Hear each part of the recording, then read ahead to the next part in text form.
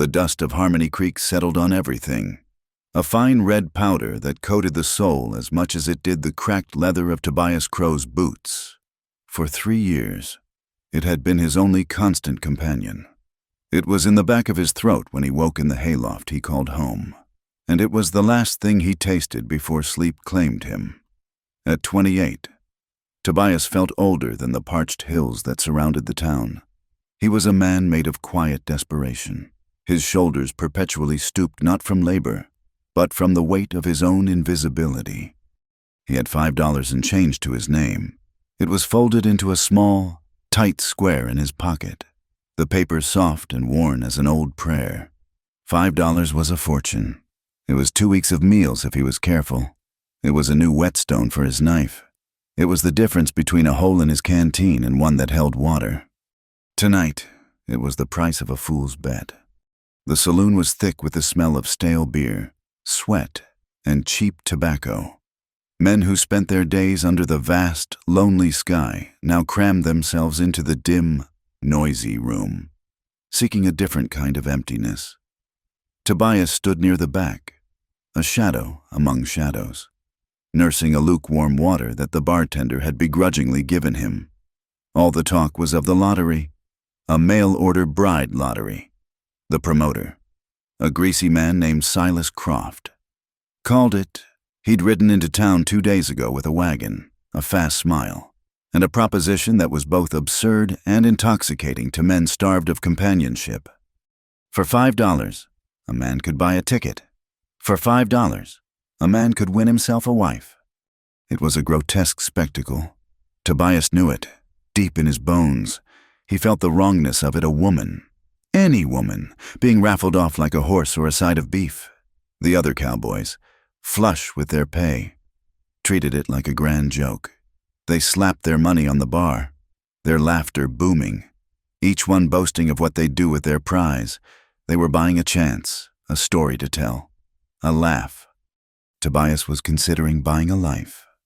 He watched Silas work the room, his voice a slick oil that soothed and excited, a guaranteed companion.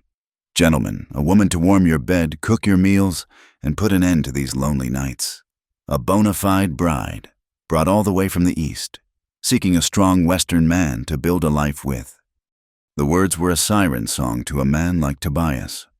Lonely nights were all he knew. He'd tried courting once, a girl who worked at the mercantile. He'd saved for a month to buy a small ribbon for her hair. She'd smiled, thanked him, and the very next day, he saw her walking with a rancher's son, the ribbon tied to her wrist. Tobias never tried again. He learned his place was on the fringes, unseen. He felt the worn square of paper in his pocket. It was a stupid idea, a desperate, foolish, shameful idea. He would be throwing away his security for a fantasy packaged by a snake oil salesman. He should turn around, walk out, and go back to the familiar comfort of his hayloft. But the silence of that loft was deafening. He saw Harlan, a big loudmouthed cowboy from the Miller Ranch. Throw a $10 bill on the bar. Give me 2 chances. Silas, if she's ugly, I'll use the second ticket to win a prettier one next time. The room roared with laughter. Something inside Tobias hardened.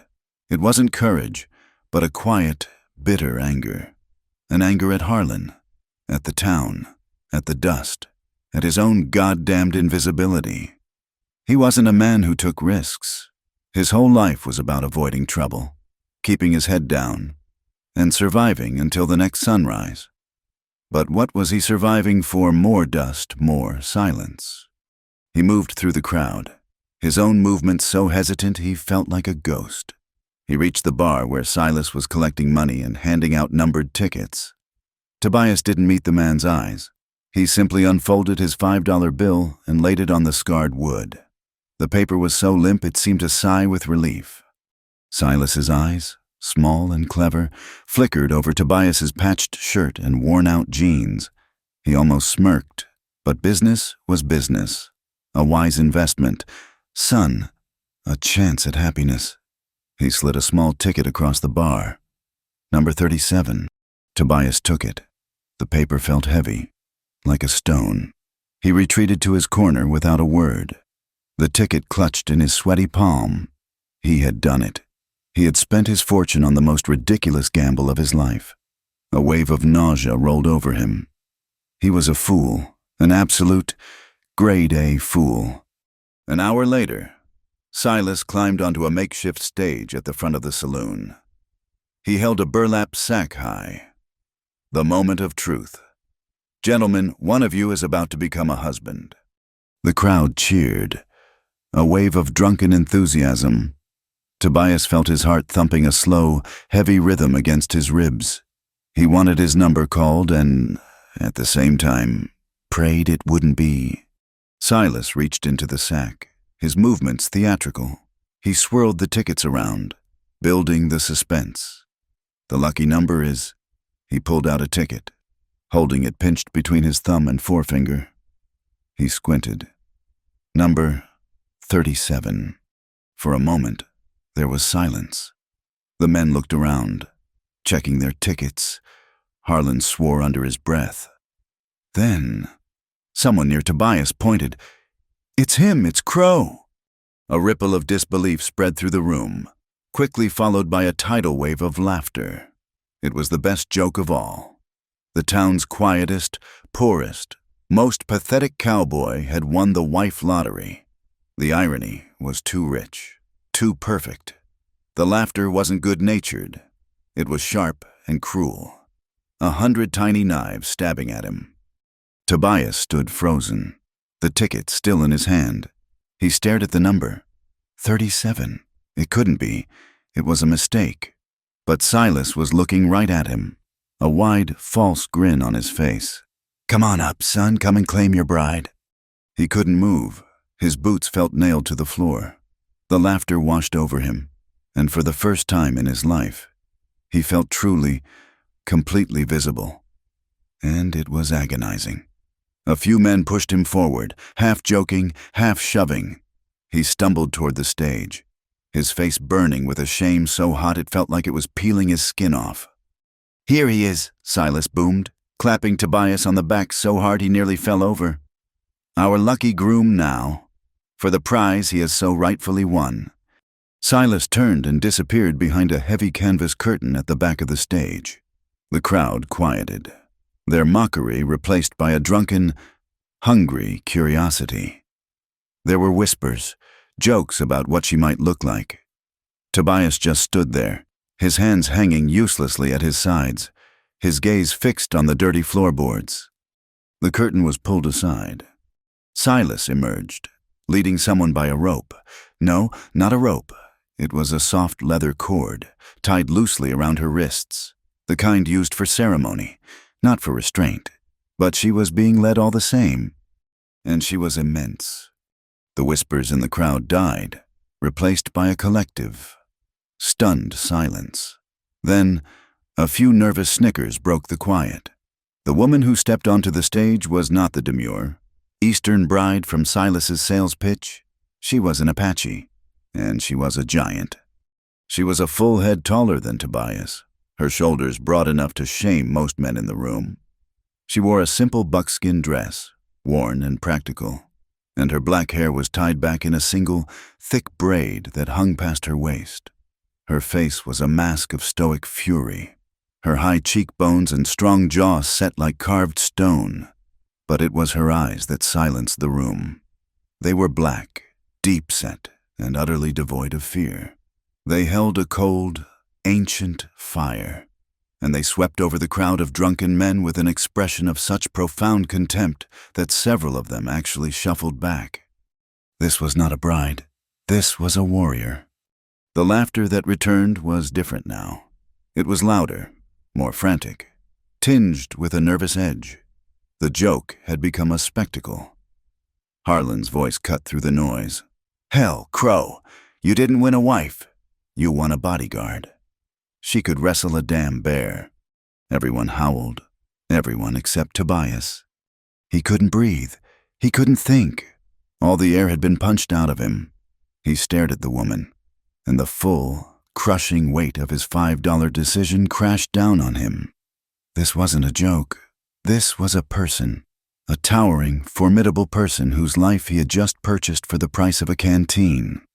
Silas, oblivious or uncaring, beamed. "A strong woman for a strong country. She will bear you many sons." "My boy," he gave her arm a shove forward. She didn't budge. She just stood there, her hands bound before her, her gaze sweeping the room until it finally landed on Tobias. And in that moment, the entire world narrowed to the space between them. The noise of the saloon, the smell of smoke and whiskey, the cruel laughter, it all faded into a distant hum. There was only the sight of her, looking down at him. Her eyes held no plea, no fear, no submission. They held a pure, unvarnished disdain. It was the look a hawk might give a field mouse just before it strikes. It was an assessment, and he was found wanting. Her expression said everything. You are the one who bought me. You weak, pathetic little man. You are nothing." Tobias felt his soul shrivel under that gaze. He wanted to run. He wanted to disappear back into the shadows, to become invisible again. But he couldn't. He was pinned there by her stare, by the stares of the entire town, by the terrible finality of what he had done. He had spent $5 to cure his loneliness, and in return, he had bought himself a cage. And as he looked into the eyes of this captive woman, he realized with a terrifying certainty that he wasn't sure which one of them was the prisoner. The laughter was a physical thing. It beat against Tobias, a hailstorm of ridicule that left him bruised and exposed on the crude wooden stage. He felt 100 pairs of eyes on him, dissecting his frayed collar, his too short sleeves, his pathetic and sudden ownership of the most intimidating woman he had ever seen. He wanted the floorboards to open up and swallow him whole. He wanted to rewind time, to keep his $5 folded in his pocket and walk back to the quiet anonymity of his hayloft. But time did not move backward, and the floor held firm. He was trapped in the glare of the saloon's lanterns, a living joke for the entertainment of Harmony Creek. Beside him, the Apache woman stood as still and silent as a mountain. The ceremonial leather cord had been removed by Silas, but she kept her hands in front of her as if the bonds were still there, a phantom restraint only she could feel. She did not flinch from the noise. She seemed to absorb it, to let it wash over her like an insignificant rain, her expression unchanging. Tobias knew he had to say something. The silence stretching between him and her was more damning than the crowd's jeers. To say nothing was to accept his role as her keeper, as the punchline. To speak was to acknowledge her as a person, a terrifying prospect that felt like stepping off a cliff. He swallowed against the dust in his throat. His own voice, when it finally emerged, was a dry, cracking thing, barely a whisper. What is your name?" The saloon noise faltered for a second, a few men quieting to hear the exchange. The woman's dark eyes shifted from the jeering faces in the crowd and settled on him. For the first time, her gaze was direct, not a sweeping assessment but a focused point. He felt pinned by it. He saw the flicker of something in their depths, not surprise, but perhaps a minute recalibration. He had asked a question. He had not given a command. Her lips parted slightly. "Atsa." The name was not loud. It did not carry across the room, but it was spoken with a resonance that seemed to vibrate in the space between them. It was a low, clear sound, like a stone dropped into a deep well. It was a name that had weight, a name that had history. It was her own, in that moment. She was not the prize, the giant, the savage. She was Atsa, and the sound of her own name on her lips was an act of defiance. Before Tobias could process it, before he could even repeat the name to himself, Silas Croft clapped his hands together, reclaiming the stage. His smile was as wide and shallow as a desert creek. "Atsa, a beautiful name for a beautiful, strong woman now. Let's get the formalities out of the way. Shall we? This ain't some fly-by-night arrangement. We do things proper here." He held up a finger, addressing the crowd as much as Tobias. "The contract is simple. Mr. Crow here has won the lottery. He has 3 days, 72 hours to take his intended to the circuit judge over in Redemption Peak and have the marriage registered. It's a legal requirement. You see, once the judge puts his stamp on the papers, the union is official, recognized by the territory. Silas paused, letting the information sink in. 3 days. If, for any reason, the registration is not complete by noon on the 3rd day, the contract is void. He winked at the crowd. And the prize is forfeit. No refunds. Of course. A murmur went through the room. Harlan shouted, "What if she runs off?" Silas. Silas wagged his finger again. She is bound by her people's agreement. They gave their word she would honor the lottery's outcome. And Mr. Crow, as her intended, is responsible for her until the papers are signed. He is responsible for her well-being, her conduct, and ensuring she gets to that judge. He gave Tobias a hearty, painful slap on the back. It's a simple matter. A 3-day courtship before you tie the knot for good now. Who needs another drink? The promoter's words were a death knell. 3 days, 72 hours. It was an ultimatum, a ticking clock strapped to Tobias's chest. He felt the world tilt, the sounds of the saloon blurring into a dull roar. He wasn't just a fool who'd spent his last dollars on a ridiculous bet. He was now the legal guardian of a giant Apache woman he was expected to marry. The absurdity of it was so immense it was no longer funny. It was a waking nightmare. He felt an overwhelming urge to bolt. He could turn, push through the crowd, and just run. Run until Harmony Creek was a smudge of dust behind him. Run until his lungs burned and his legs gave out. What would they do? Chase him for what? To force him to marry a woman who clearly despised him. He could disappear. He had been invisible his whole life. Surely he could do it again. But then his gaze fell on Atsa. She was watching Silas with that same cold fire, her contempt a palpable force. If he ran, what would happen to her? Silas had said the contract would be void. She would be forfeit. She would be Silas's property again, to be sold, or worse, to be given to the man with the next best ticket. He saw Harlan staring at her, a greedy, predatory look in his eyes. He imagined Atsa in Harlan's custody, and a cold knot of dread formed in his stomach. He couldn't do it. As much as he wanted to save himself, he couldn't condemn her to that. He didn't know why. It wasn't bravery. It was a deep, gut-level sickness at the thought of it. He had started this. He had paid the $5. He had bought the ticket. This was his mess. The show was over.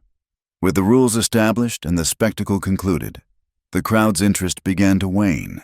The men turned back to their card games and their whiskeys. The laughter died down, replaced by the familiar drone of saloon chatter. The intense spotlight that had been on Tobias and Atsa faded, leaving them standing on the stage in a sudden, profound isolation. They were old news. Atsa was the first to move. She stepped off the low stage with a grace that belied her size. Her worn moccasins made no sound on the dusty floorboards. The crowd parted for her instinctively, the men moving aside not out of courtesy, but out of a primal sense of caution, the way you'd move for a wolf that wandered into town. She didn't look at any of them. Her path was direct, and it ended right in front of Tobias. He had to crane his neck to meet her eyes. Up close, she was even more formidable. He could see the fine, weathered lines around her eyes, the proud set of her jaw. She smelled of sage and dust and something else, something clean and wild, like the open plains after a rain. He felt small, insignificant, a weed in the shadow of a great stone monument. For a long moment, she just looked at him. Her face was impossible to read, a mask of stoicism that had been perfected over a lifetime. He could feel his heart hammering against his ribs, a frantic bird trapped in a cage. He expected her to say something threatening, to curse him in her own tongue. When she finally spoke, her voice was the same as before, low, steady, and carrying an undeniable force. It cut through the saloon's noise and struck him right in the chest. "You do not want this." It was not a question. It was a statement of fact. delivered with the simple, brutal honesty of a knife's edge. She had seen his terror on the stage, his flinching from the laughter, his cowering posture. She had looked right through his skin and seen the terrified, lonely man huddled inside. She knew he was not a man who took a wife, let alone a wife like her. He was a man who hid. The words hung in the air between them. He opened his mouth to answer, but no sound came out. What could he say if he said, "No, I don't"? It would be the truth, but it would also be an abandonment. It would be him agreeing with the town, with Harlan, that she was a burden, a prize no one wanted. It would be a profound insult to the powerful, defiant person standing before him.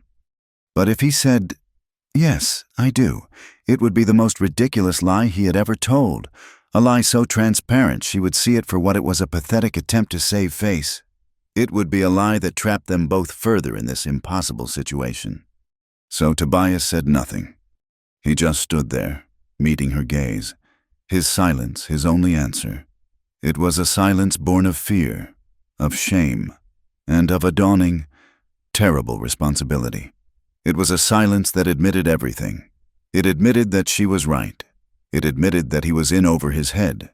It admitted that he was terrified beyond measure. But it was also a silence that did not run away. It stayed. It endured her gaze. And in that long, stretched-out moment, as the saloon hummed around them, Atsa's expression shifted. The hard, contemptuous edge softened. Just a fraction. It was replaced by something else, something he couldn't quite name. It wasn't pity. It was closer to a flicker of grim understanding.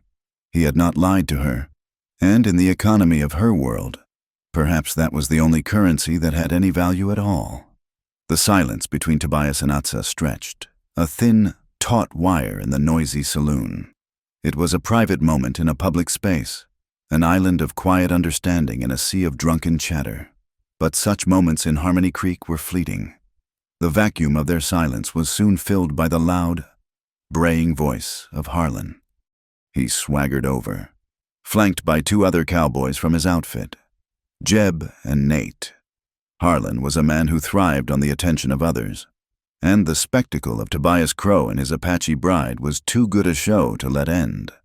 He stopped a few feet away, a wide, mocking grin on his face, his eyes sweeping over Atsa with a look of crude appraisal. "Well now, Crow," Harlan drawled, hooking his thumbs into his gun belt. "Looks like you got yourself a real handful. What are you gonna do with a thing like that?" "She's bigger than your horse." Jeb and Nate snickered. The men at the nearby tables turned to watch, their card games forgotten. Tobias felt a familiar cold dread seep into his stomach. He wanted to shrink, to fade back into the woodwork where he belonged. "That's enough, Harlan," Tobias said, his voice barely audible over the saloon's din. Harlan cupped a hand to his ear. "What was that? Can't hear you. Crow, you got a frog in your throat? Or maybe you're just scared your new wife will chew you up and spit you out." He took another step closer, his eyes fixed on Atsa. "She don't look too happy. Maybe she needs a man who can handle her, not some scrawny farmhand who sleeps with the chickens." The insults were aimed at him, but they were designed to provoke her. Tobias could see it. Harlan was prodding a bear to see if it would bite. Atsa remained perfectly still, her gaze fixed on a point somewhere over Harlan's shoulder, as if he were nothing more than a piece of furniture. Her stillness seemed to infuriate him more than any retort could have. "Look at that," Nate sneered, emboldened by her silence. Silas sold him a wooden statue. You buy him a drink, Crow. Or does he just take water from a trough? "She's not a thing," Tobias said, a little louder this time. The words felt foreign in his mouth. He couldn't remember the last time he had stood up to anyone, for any reason. Harlan's grin vanished, replaced by a scowl. "She ain't a person?" "Neither. She's a prize won in a lottery, property, just like a saddle or a good rope. And you're a fool who wasted $5 on a burden that's gonna get you killed." The word hung in the air. Burden. It was a cruel, ugly word, and it struck Tobias with the force of a physical blow. He looked at Atsa. Was that what she was? Was that what he had made her, a burden to be mocked and passed around for 3 days? He was her keeper. For 3 days. The world would see her as his responsibility, his property. The thought made him sick. Jeb, drunker and stupider than the other two, decided to push the confrontation from words to action. He stepped forward, his movements sloppy, a leering grin on his face. "I just want to see if it's real," he slurred, reaching a grimy hand out toward Atsa's arm. Never touched one of them before. Tobias's mind went blank with panic. He opened his mouth to shout, to move, to do something, but he was too slow. Fear had paralyzed him. Atsa was not. Her movement was liquid lightning. One moment her hands were loosely in front of her, the next, her right hand had shot out and clamped around Jeb's wrist. It was not a slap or a punch. It was a capture. Her fingers, strong and sure, wrapped around his bones with the unforgiving tightness of a steel trap. Jeb let out a choked cry of surprise and pain. His eyes went wide, the drunken humor vanishing, replaced by sheer terror. He tried to pull his arm back, but it was like trying to pull a root from the earth. Atsa held him fast, her expression unchanged. She didn't even seem to be exerting herself. Slowly, she leaned her head down, just slightly, bringing her face closer to his. When she spoke, her voice was a low, chilling whisper that carried with terrifying clarity in the sudden hush of the saloon. "Touch me again," she said, her voice devoid of heat but full of deadly promise. "And you lose the hand." She held his wrist for a second longer, letting the promise sink into his bones. Then, with a slight flick of her own wrist, she released him. Jeb stumbled back, clutching his hand to his chest, his face pale. The red imprints of her fingers were stark against his skin. The saloon was dead silent. Every eye was on Atsa. The men who had been laughing moments before were now staring with a mixture of awe and fear. Harlan's face was a mask of fury. His man had been humiliated by a woman, an Apache woman. It was an insult he couldn't let stand. "Why you—" Harlan growled, his hand dropping to the butt of his pistol. And in that instant, Tobias moved. He didn't know where it came from. It wasn't courage. It was something more primal, a gut reaction that bypassed the fear that had ruled his entire life. He stepped forward, planting his slight frame directly between Atsa and the 3 cowboys. He spread his arms slightly, a pathetic barrier against the tide of violence he knew was coming. "Leave her be," he said. His voice shook, but it was clear and firm. "I said that's enough." Harlan stopped, his hand hovering over his gun. He stared at Tobias as if he'd just seen a rabbit stand up and roar. Disbelief warred with rage on his face. "Get out of the way, Crow. This ain't your fight. This—" "I paid $5, Tobias heard himself say, the words tumbling out of him. "The man said she's my responsibility for 3 days. That makes this my fight." He was terrified. His heart was a wild drum against his ribs. He could feel Harlan's anger radiating off him like heat from a forge. He was acutely aware of Atsa standing behind him, a silent, powerful presence. He was defending her, and he had no idea why, other than the simple, undeniable fact that it was the only thing to do. He had created this mess. He couldn't let her face the consequences alone. "You're gonna protect that beast," Harlan spat, his hand tightening on his gun. "She just assaulted my man." "Your man tried to put his hands on her," Tobias countered, his voice gaining a sliver of strength. "She just stopped him. Now back away." For a long, tense moment, no one moved. The entire saloon held its breath. Harlan's pride was on the line. To back down from Tobias Crow, the town ghost, was unthinkable. But to draw on him, with the woman standing right behind him, a woman who had just disabled a man without breaking a sweat, that was a gamble. Harlan's eyes flickered from Tobias to Atsa and back again. He saw the grim resolve in Tobias's face, and he saw the lethal stillness in hers. Finally, with a curse, Harlan slowly pulled his hand away from his pistol. He wasn't afraid of Tobias, but he was clearly wary of what Atsa might do if a gun was drawn. "This ain't over. Crow!" Harlan snarled, his voice low and venomous. "You and your savage. You've got 3 days. Let's see if you even last that long." He jabbed a finger at Tobias. "You made an enemy tonight. You remember that." With a final glare, Harlan turned, grabbed Jeb by the collar, and shoved him toward the bar. "Get him a drink," he growled to Nate. The confrontation was over. The tension in the room broke, and men nervously turned back to their conversations, speaking in hushed tones. The show had been more real than they'd bargained for. Tobias stood his ground for a moment longer, his body trembling with the aftershock of adrenaline. His legs felt weak, like they might give out from under him. He finally lowered his arms and dared to take a breath. It shuddered on the way in. He turned slowly to look at Atsa. He expected to see the same cold contempt in her eyes, perhaps even magnified. He had spoken for her, acted for her. A small man trying to protect a mountain. It was laughable. But the contempt was not what he saw. She was looking at him, her dark eyes searching his face. The hard, dismissive fire he had seen before was banked. The sharp edges of her disdain had softened, replaced by something else. It wasn't gratitude. It wasn't warmth. It was a look of quiet, profound appraisal. It was the look of someone seeing a thing for the first time, not as they assumed it to be, but as it truly was. She had seen him tremble. She had heard the fear in his voice.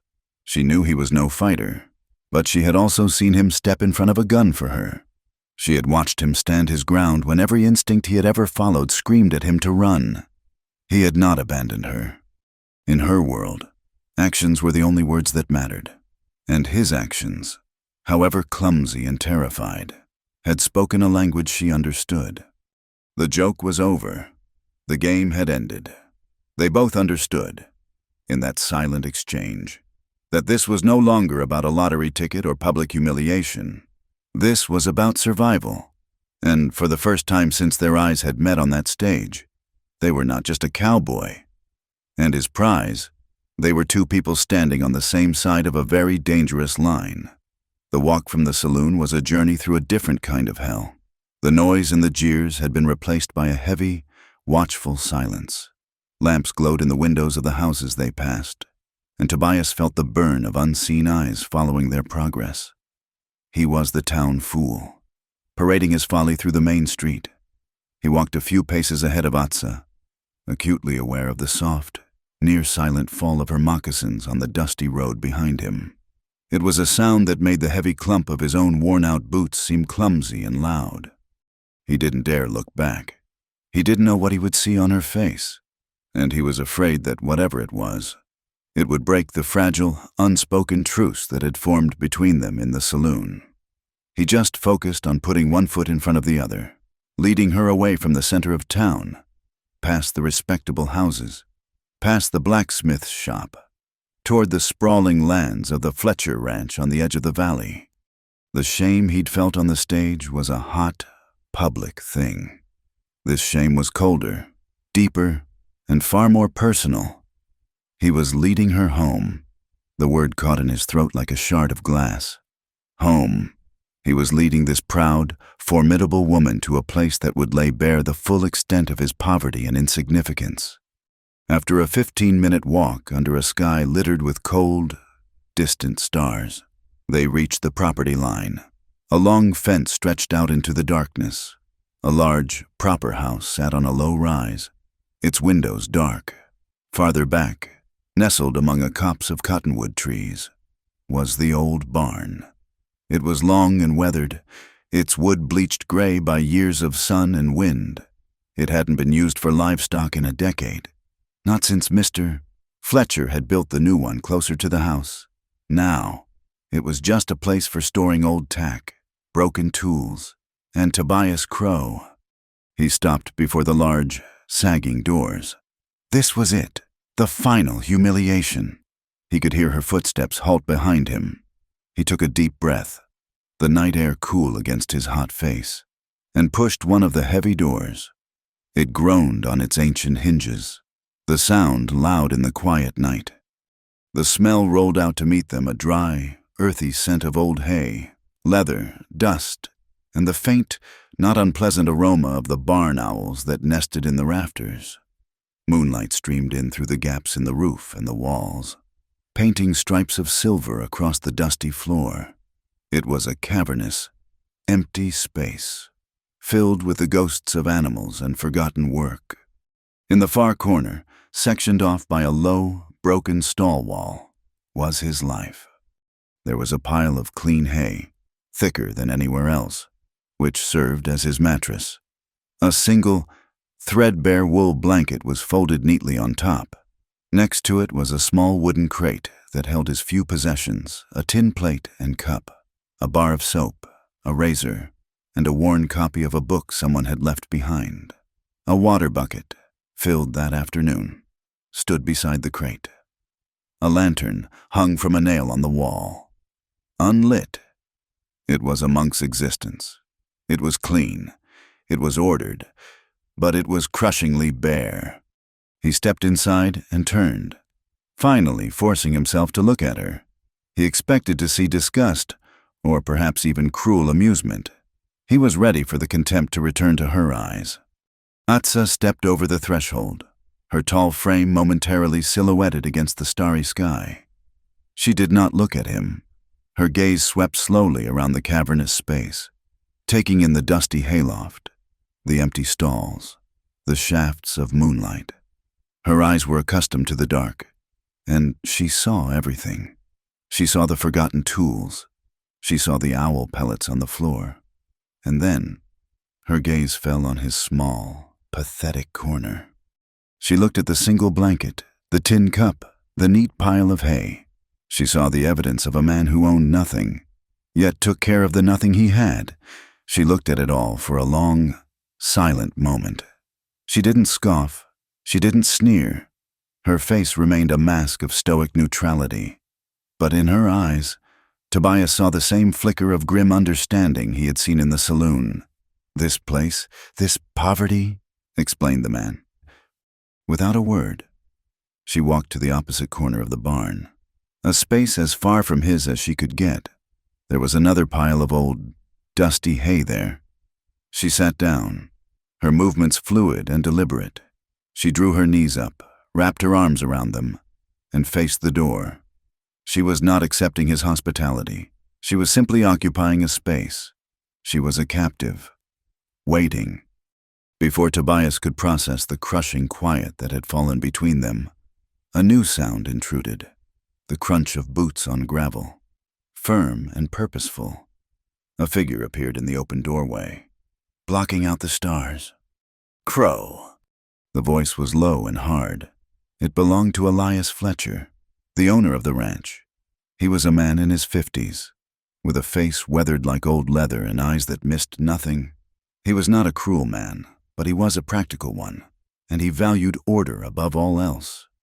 Tobias's heart sank. "Mr. Fletcher." Fletcher's gaze flickered from Tobias to the silent figure of Atsa in the corner, and then back to Tobias. His expression was unreadable, but his jaw was tight. "I heard the commotion from town. Harlan's boy rode out ahead, full of stories." Tobias said nothing. There was nothing to say. "I run a respectable ranch." "Tobias," Fletcher said, his voice flat, "I pay you a fair wage for honest work. I let you sleep here because you're quiet and you don't cause trouble. Tonight, you brought trouble to my doorstep." "I didn't mean to, sir," Tobias whispered. "Intentions don't matter. Results do," Fletcher countered, taking a step into the barn. He did not raise his voice. He did not need to. His words carried the absolute authority of a man who signed the paychecks. "I won't have a feud with the Miller Ranch starting on my land. I won't have a situation like this under my roof." He gestured vaguely toward Atsa. "It ain't proper, and it's dangerous." He looked Tobias dead in the eye. "You have 48 hours, 2 days. That's how much time is left on that fool contract you bought. By sunrise on the second day from now. I want her off my land. And if that means you go with her, so be it. But she cannot stay here. The ultimatum was delivered like a sentence. It was not a negotiation. It was a fact. Fletcher looked one more time at Atsa, who met his gaze without flinching. He gave a slight, almost imperceptible shake of his head, as if dismissing a problem that was beneath him. Then he turned and walked away, his boot steps receding into the night. The silence he left behind was 100 times heavier than before. 48 hours. The number echoed in Tobias's head. It was Silas's deadline, and now it was Fletcher's. The walls were closing in. He looked at the corner that had been his sanctuary for 3 years. It was no longer a home. It was a cage with a ticking clock. He walked over to his pallet and sat down heavily on the hay. The weight of the night, of the last few hours, crashed down on him. He was exhausted, but his mind was racing, turning Fletcher's words over and over. He had a choice to make, and it was as simple as it was impossible. He could obey Fletcher. He could wait for the sun to rise, take Atsa to the edge of the property, and tell her to go. He would keep his job. He would keep his corner of the barn. He would keep his meager, lonely life. He would survive. But what would happen to her? She would be alone, a target for men like Harlan. Silas Croft would declare her forfeit. He imagined Harlan collecting his prize. The thought was a vile sickness in his gut. To save himself, he would have to sacrifice her. He would have to live with that knowledge for the rest of his invisible life. Or he could leave with her. He could defy Fletcher and walk away from the only stability he had ever known. He would lose his job, his home, everything. He would be a penniless drifter with no prospects. He would be responsible for a woman he didn't know, a woman who looked at him with eyes that held centuries of sorrow and strength he could never comprehend. They would be hunted, by Harlan out of spite and by Silas Croft for his lost investment. It was madness. It was suicide. He lay back in the hay, staring up at the splintered rafters. The moonlight cut sharp patterns in the darkness. He could hear the faint sound of Atsa's breathing from across the barn, a slow, steady rhythm. She was awake. He knew she was. She was watching him, waiting to see what the small, fearful man who had bought her would do next. He thought of his life before tonight, a gray, endless cycle of hard work, silent meals, and crushing loneliness. He was a ghost long before he won the lottery. He had spent $5 hoping for a change, and a change was what he got. He had been given a choice that was no choice at all. He could go back to being a ghost, haunted by what he had done, or he could step into the light and face the fire. He turned his head and looked across the cavernous dark. He could just make out her silhouette, a sentinel in the moonlight. She was the most terrifying thing that had ever happened to him. The thought of walking away from his life was paralyzing. But the thought of turning his back on her, of leaving her to her fate after he had stood in front of her, after she had looked at him not as a fool, but as a man who did not run, that was worse. That was a kind of death he wasn't sure he could survive. He did not know her name beyond the single word, Atsa. He did not know her story. But as he lay there in the quiet dark of his crumbling home, he knew one thing with a certainty that cut through all the fear. He could not look away from her, and he could not leave her behind. The choice had already been made. Sleep did not come to the old barn. The night was a long, silent vigil, punctuated only by the hoot of an owl in the rafters and the scuttling of mice in the walls. Tobias lay on his bed of hay, his eyes wide open, staring into the oppressive darkness. Every word of Fletcher's ultimatum played over and over in his mind. 48 hours. Across the cavernous space, Atsa sat as still as she had when they first arrived. He did not know if she slept. Her posture never changed. She remained seated, facing the door, a silent, unmoving guardian of her own solitude. He wondered what she was thinking. Was she planning her escape? Was she waiting for him to make a move, to prove himself either a coward or a fool? He could not guess what lay behind those dark, watchful eyes. The choice which had seemed so impossible just hours before, had settled in his bones and hardened into a simple, terrifying truth. He could not stay. To stay meant abandoning her, and to abandon her was to abandon the first thing he had ever fought for. However pathetically, it would mean returning to an existence so empty that the silence of this barn would feel like a tomb for the rest of his days. When the first hint of gray began to soften the edges of the black sky, Tobias sat up. The air was cold and carried the scent of morning dew. He moved without a sound, his actions spare and deliberate. He took his worn wool blanket and rolled it tight, tying it with a short piece of twine from his crate.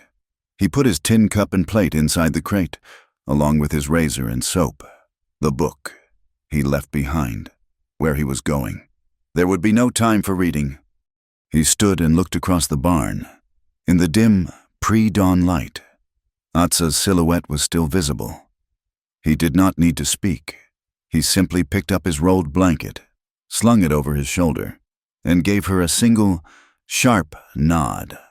For a moment, she did not move. Then, with the silent grace of a shadow, she rose to her feet.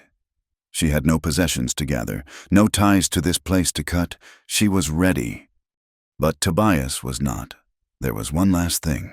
He gestured for her to wait by the door and then slipped out of the barn alone. The main house stood dark and silent on the rise. A sleeping giant. Fletcher and his wife were heavy sleepers. Tobias knew their routines better than his own, but his heart hammered against his ribs as he crept across the yard, his boots silent in the damp earth. His wages were kept in a small tin box in the kitchen pantry, along with the ranch's ledger. Fletcher paid him at the end of every month. It was the 10th. He had a week and a half of pay owing to him. It wasn't much, maybe $12. But $12 was the difference between eating and starving. It was the price of a second chance. He had earned it with his sweat and his silence, and he would not leave it behind. He circled around to the back of the house. The kitchen window was often left unlocked. He slid his knife into the crack and gently worked the latch up. It gave with a soft click. Holding his breath, he slid the window open and hoisted himself over the sill, landing as softly as a cat on the cold floorboards. The kitchen smelled of smoked bacon and coffee grounds, the aromas of a life he had only ever observed from a distance. He moved through the darkness, his senses sharp, every creak of the house a thunderclap in his ears. He found the pantry, his hand closing around the familiar cool metal of the cash box on the shelf. He lifted it carefully and carried it back to the window. He set it on the sill and opened the lid. Inside, there were bills and coins, and the leather-bound ledger. He knew Fletcher's meticulous accounting. He quickly found his own name. He had worked 10 days since his last pay, $1 a day. He counted out 10 silver dollars and 2 more for good measure, his hands trembling slightly. He was not a thief. He was taking what was his. He closed the box, slid it back into its place in the pantry, and turned to leave. A soft glow filled the doorway. Tobias froze, his blood turning to ice. Elias Fletcher stood there, holding a lantern. The golden light cast long, dancing shadows across the kitchen. Fletcher was not holding a gun. He was just standing there in his nightshirt, his face grim in the warm light.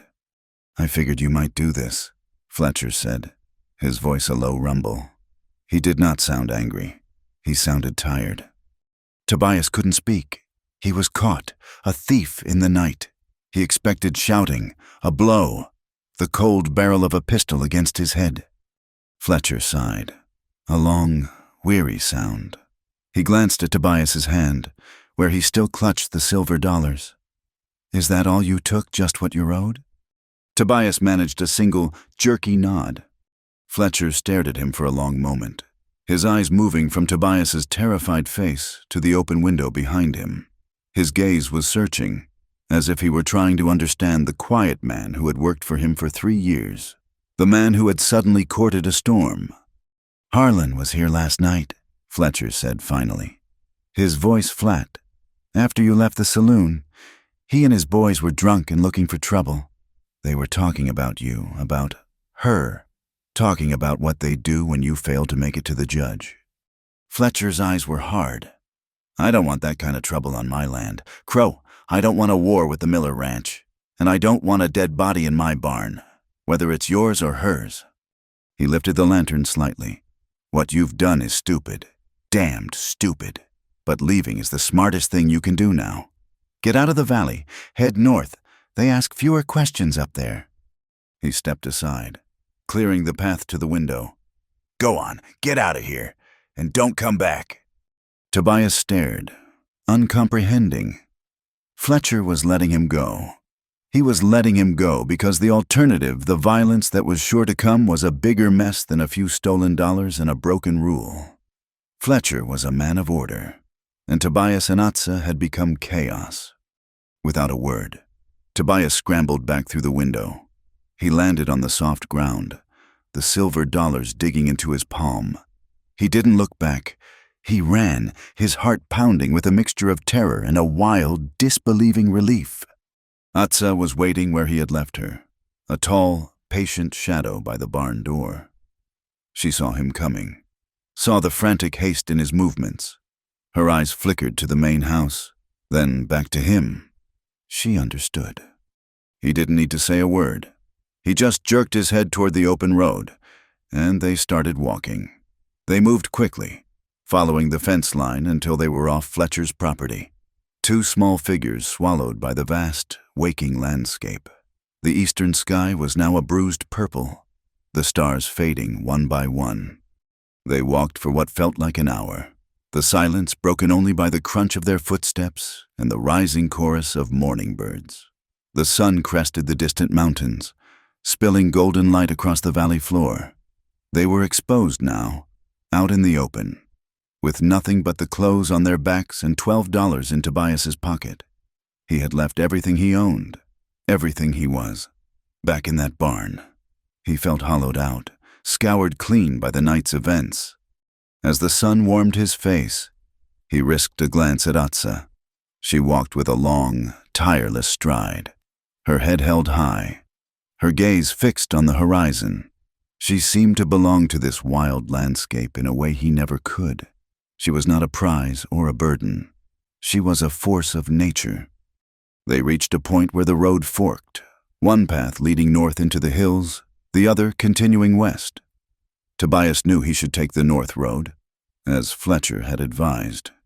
It was the logical, safer choice. Atsa stopped. She stood in the middle of the road, forcing him to halt and turn to face her. The morning sun lit one side of her face, leaving the other in shadow. Her expression was serious, her dark eyes searching his. For the first time since he'd asked for her name, she spoke to him, her voice quiet but clear in the morning air. Why did you not leave me? The question was simple, direct, and it cut through all of his fear and confusion. She was not asking where they were going or what his plan was. She was asking for the one thing that mattered, the truth. He looked at this towering woman, at the strength in her shoulders and the sorrow he was beginning to see in her eyes. He could have lied. He could have tried to sound brave or noble, but he was done with hiding, and he was done with the lies. Fletcher's ultimatum had burned all of that out of him. All he had left was the stark, painful truth of his own life. He met her gaze, his own eyes unflinching for the first time. Because I'm tired of being alone, he said, the words raw and honest. And I think you are too. He held his breath, waiting for her reaction. He had exposed the deepest, most pathetic wound in his soul. He expected her to turn away in disgust, to finally see him as the weak and lonely man he was. Atsa did not turn away. She held his gaze for a long, silent moment. He saw a flicker of something in the depths of her eyes, a reflection of his own painful admission. He had not offered her pity. He had offered her kinship. He had looked at this giant, formidable warrior, a woman sold and bartered like an animal, and he had seen not her strength or her otherness, but her solitude. A slow, almost imperceptible nod was her only reply. It was enough. She turned from the fork in the road and began walking, not behind him as she had before, But beside him, her stride matched his, and they fell into a new rhythm. Two solitary figures walking together into the vast, unknown world. They walked for hours, falling into a shared rhythm born of necessity. The sun climbed higher in the vast, empty sky, beating down on the dusty road. Tobias felt the heat seep into his bones, a dry, draining warmth that made his worn shirt stick to his back. He had given Atsa his canteen an hour ago, and she had taken a small, economical sip before handing it back. They had not spoken another word since his confession at the fork in the road. But the silence between them had changed. It was no longer a space of awkwardness and fear, but a shared territory of quiet endurance. They moved through a landscape of sparse grass, hardy scrub brush, and ancient, weathered rocks. It was a hard, unforgiving country, a place that stripped away all pretense and left only what was essential. Tobias felt as if the land itself were mirroring his own state of being. He had been stripped of his job, his home, his anonymity. All that was left was the man walking beside this silent woman, with $12 and a desperate, fragile hope. He watched her as they walked. She moved with an economy of motion that he, a man who had worked his body to exhaustion his entire life, could only envy. She never seemed to tire. Her gaze was always moving, scanning the horizon, the rocky outcrops, the sky. She was reading the land, a language he had never learned. He felt like a child next to her, clumsy and ignorant, yet she matched her pace to his, never moving too far ahead, a silent acknowledgement of their shared journey. Around midday, the road narrowed, entering a shallow canyon where high, crumbling rock walls rose on either side. The air grew still and close. The sun's heat trapped between the stone faces. The shadows were sharp and black, and the silence was deeper here, broken only by the echo of their own footsteps. A sense of unease prickled at the back of Tobias's neck. The space felt like a trap. He saw Atsa's posture change. It was a subtle shift, a tightening of the shoulders, a slight narrowing of her eyes. She slowed her pace almost imperceptibly, her head tilting as if listening for a sound he could not hear. And then he heard it, the distant, rhythmic drumming of approaching horses, moving fast. His heart leaped into his throat. He looked at Atsa. She had already stopped. Her body turned to face back down the road they had just traveled. Her face was a mask of cold composure, but he saw the fire rekindle in her eyes. She knew who was coming. So did he. He had a fleeting, panicked thought of running, of scrambling up the canyon walls to hide. But where would they go? They were on foot, exposed. There was no escape. He looked at Atsa's calm, resolute stance, and a strange, defiant anger pushed through his fear. He had run his whole life. He had spent the night choosing not to run anymore. He would not start now. 4 riders appeared at the mouth of the canyon, their figures dark against the bright sun. They slowed their horses to a walk, blocking the only way out. It was Harlan, his face a thundercloud of rage. Jeb and Nate were with him, and a 4th man Tobias didn't recognize. Jeb's arm was in a makeshift sling, and his face was pale and drawn. "Well, well," Harlan called out, his voice echoing off the canyon walls. "Look what we have here, the runaway groom and his property." Tobias's hands clenched into fists at his sides. He moved, without thinking, to stand slightly in front of Atsa. It was a small, almost pathetic gesture, but it was instinct. He was the smaller one, the weaker one, but he was the one who had made the choice. He would be the one to face its consequences. "We're just passing through. Harlan," Tobias said, his voice tight. "We don't want any trouble." Harlan laughed. A harsh, ugly sound. "You already started the trouble. Crow, you see, after you scurried off, we had a little chat with Silas Croft. A very informative chat. Turns out, your contract ain't valid until it's signed by the judge. And since it ain't signed, that means he jabbed a finger toward Atsa, is still his property, and he sold her contract to me, for a very reasonable price." The lie was so blatant, so self-serving, it was almost laughable. But there was no humor in Harlan's eyes. There was only a possessive, greedy fire. "So we're here to collect my property," Harlan continued, his gaze locking onto Atsa, "and to teach you a lesson about stealing what belongs to your betters." The four men dismounted slowly, spreading out to block any chance of escape. They held no rifles, but each man had a pistol at his hip, and Harlan carried a coiled bullwhip at his side. The message was clear. They were not here to kill them. They were here to hurt them, to break them, to drag Atsa back like a captured animal. "She is not your property," Tobias said, his voice shaking but firm. He took another half step, putting himself more squarely in front of Atsa's body. "She's not going back with you." Harlan's face twisted into a snarl. "You got a lot of nerve for a man who sleeps in a barn. Crow, get out of the way. My business is with her." "Then your business is with me," Tobias said. The words came from a place he didn't know he possessed. He was terrified. He could feel the tremor in his own knees. But he looked at the four men before him, and he looked at the silent woman behind him, and he knew he would rather die here, in this canyon, than step aside. "Last chance. Crow," Harlan warned, taking a menacing step forward. Tobias stood his ground. He braced himself for the blow, for the pain. He was ready. He was not, however, ready for what happened next. Atsa moved. She placed a hand on his shoulder, not to hide behind him, but to move him aside. Her touch was firm, a silent command. "This is not your fight," she said, her voice a low murmur meant only for him. She stepped past him. She faced the four men, her body poised, her hands open at her sides. She looked like a mountain lioness facing down a pack of coyotes, calm, confident, and utterly lethal. Nate and the fourth man, seeing only an unarmed woman, charged first. They came from either side, intending to grab her arms. It was a foolish, fatal mistake. Atsa did not retreat. She flowed forward to meet them. As Nate reached for her, she sidestepped, her hands shooting out not in a punch, but as a rigid spear, the hardened edge striking him squarely in the throat. He made a horrible gagging sound and collapsed, clawing at his neck, unable to breathe.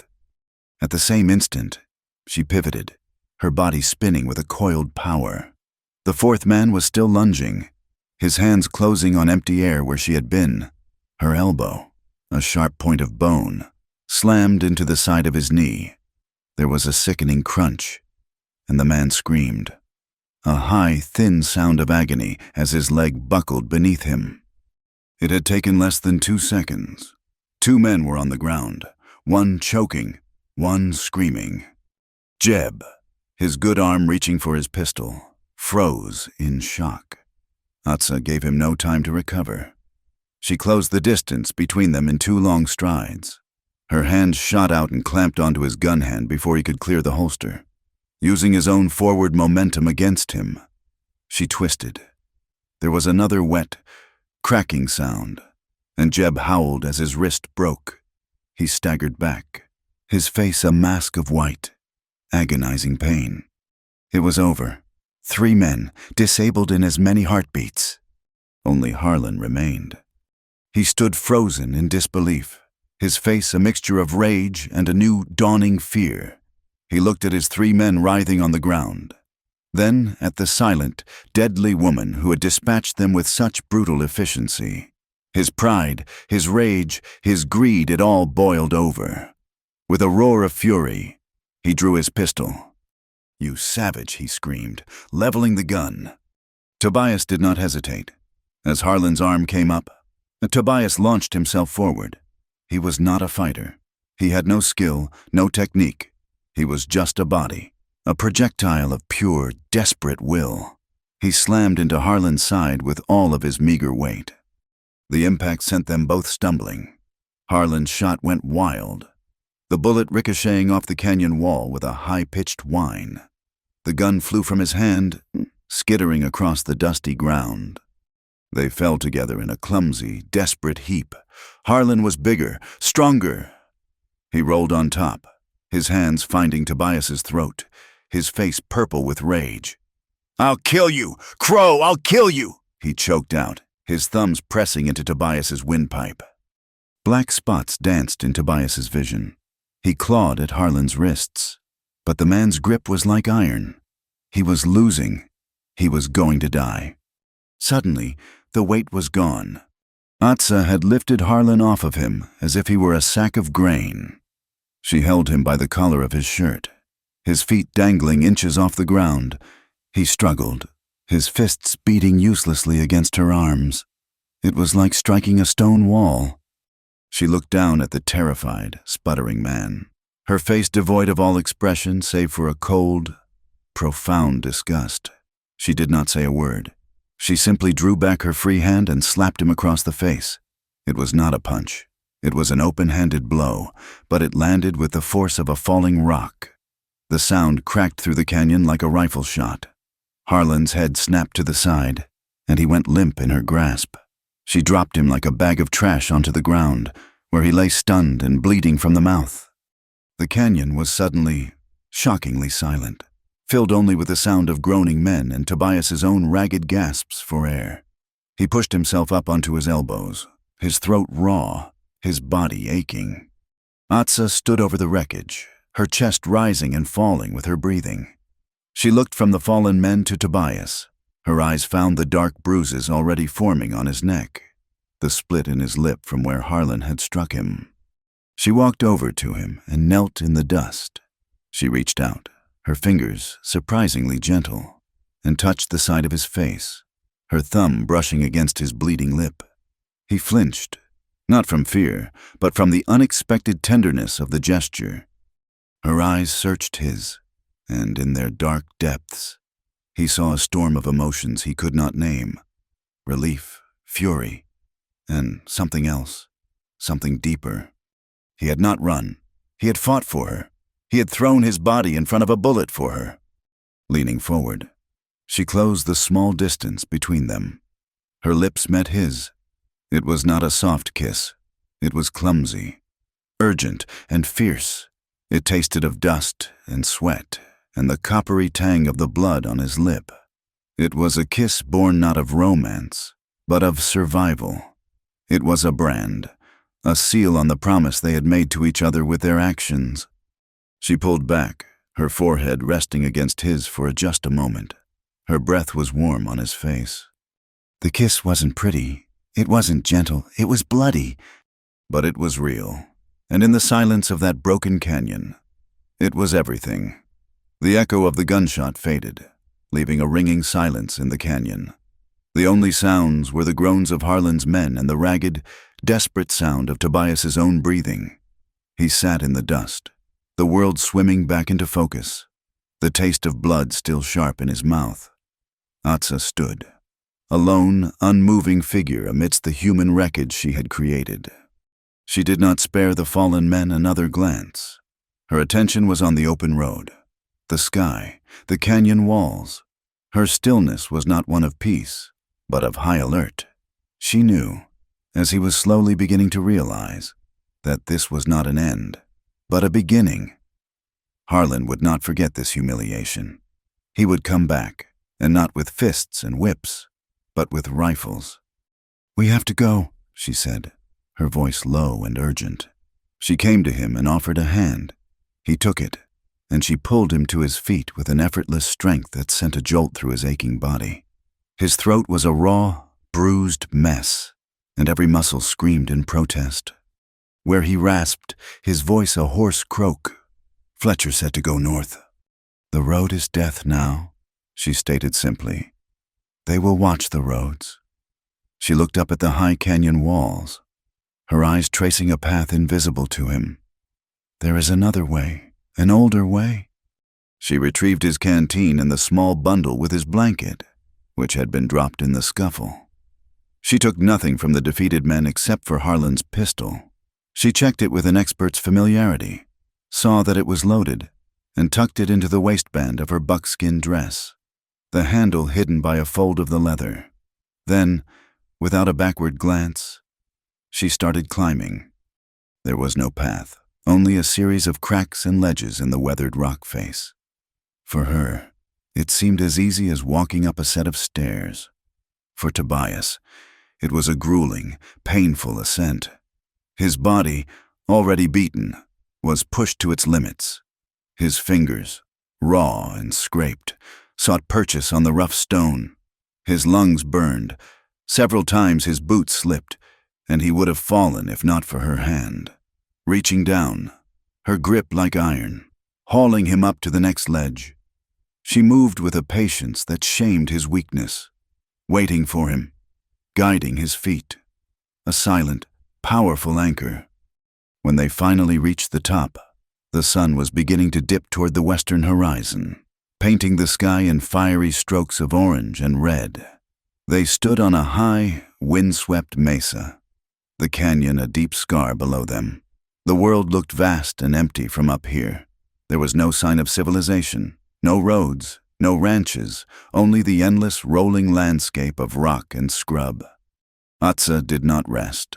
She set off at a steady pace, heading away from the setting sun, deeper into the wilderness. Tobias followed, his body a symphony of pain. He focused on the side of her back, on the steady rhythm of her walk, letting it pull him forward. This was her world. He was a trespasser, and his survival depended entirely on her.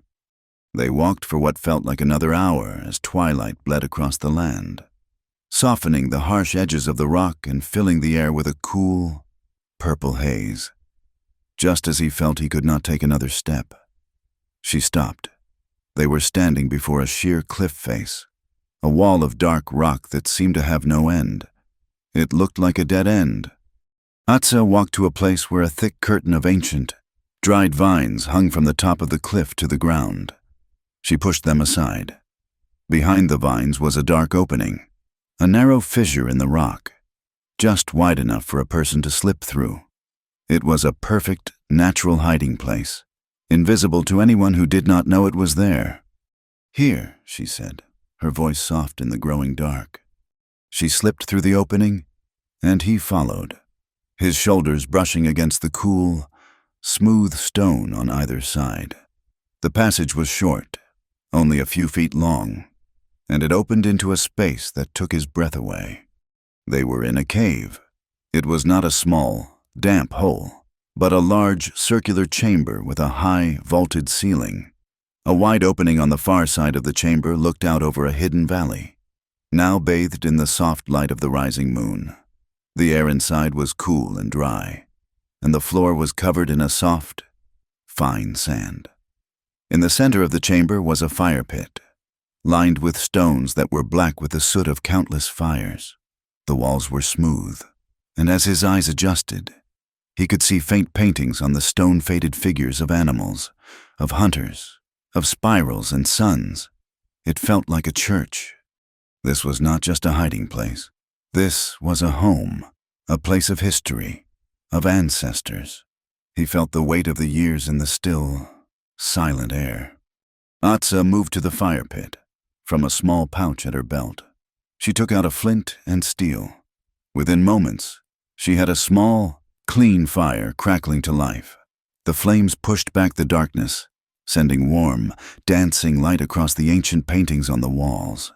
She sat back on her heels, her face illuminated by the firelight. The harsh lines of her warrior's mask softened, and for the first time, he saw a profound weariness in her eyes. He lowered himself to the ground near the fire, his back against the stone wall. The warmth felt impossibly good on his aching muscles. For a long time, they sat in silence, watching the flames, two solitary souls in a sanctuary carved from the heart of the world. "My people lived here, long ago," Atsa said, her voice barely more than a whisper. "Before the settlers, before the fences. This was a place for women, a place to give birth, to heal, to be safe." Tobias looked around at the painted walls, at the silent history surrounding them. He felt a deep, humbling respect for the sanctity of the space. "Thank you," he said, his voice still hoarse, "for bringing me here." She gave a small nod, her eyes fixed on the fire. The flames cast shadows that played across her strong features, making her seem both timeless and deeply human. The silence returned. But it was different now. It was a silence of safety, of shared space. He felt a question burning in his mind. A question he had been too afraid to ask, but one he needed to understand. "Atsa," he began, his voice hesitant. "Silas Croft, the lottery. Why were you there, a woman like you?" He trailed off, not knowing how to finish. A woman so strong, so proud. How did she end up on a stage in a saloon, sold for $5?